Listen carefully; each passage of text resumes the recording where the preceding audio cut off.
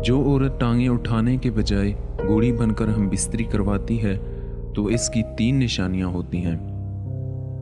अस्सलामुअलैकुम नाजरीन, मियाँ बीवी का एक दूसरे से जिनसी और जिस्मानी सुकून हासिल करने के लिए हम बिस्तरी करना ज़रूरी है, फिर चाहे वो किसी भी वक्त किसी भी तरीके से हम बिस्तरी करें। लेकिन बाज़ औरतें ऐसी भी होती हैं जो एक ख़ास तरीके को पसंद करती हैं।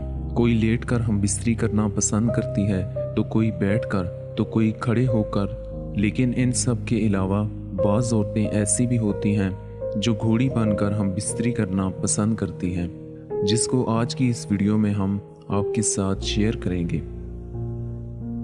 नंबर 1, कमर पतली होना। वो औरतें जो टांगें उठाने के बजाय घोड़ी बनकर हम बिस्तरी करवाती हैं तो अमूमन ऐसी औरतों की कमर पतली होती है, कमज़ोर होती है, क्योंकि ये पोजीशन कमज़ोर लड़कियों के लिए फ़ायदेमंद साबित होती है। कमज़ोर लड़कियां इस पोजीशन में हम बिस्तरी करने से अच्छी तरह मुतमईन होती हैं और ऐसी लड़कियों को हम बिस्तरी के दूसरे तरीक़ों में बिल्कुल भी मज़ा नहीं आता, इसलिए वो घोड़ी बनकर हम बिस्तरी करना पसंद करती हैं। नंबर 2, छाती का बड़ा होना। वो औरतें जो टांगें उठाने के बजाय घोड़ी बनकर मर्द से हम बिस्तरी करवाती हैं तो ऐसी औरतों की छाती अमूमन साइज़ में बहुत बड़ी होती है।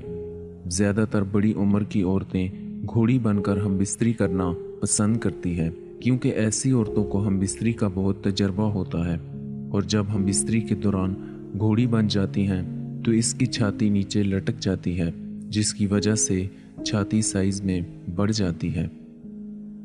नंबर 3, टांगें बड़ी होना। वो औरतें जो टांगें उठाने के बजाय घोड़ी बनकर हम बिस्तरी करना पसंद करती हैं तो ऐसी औरतों की टांगें अमूमन मजबूत और बड़ी होती हैं।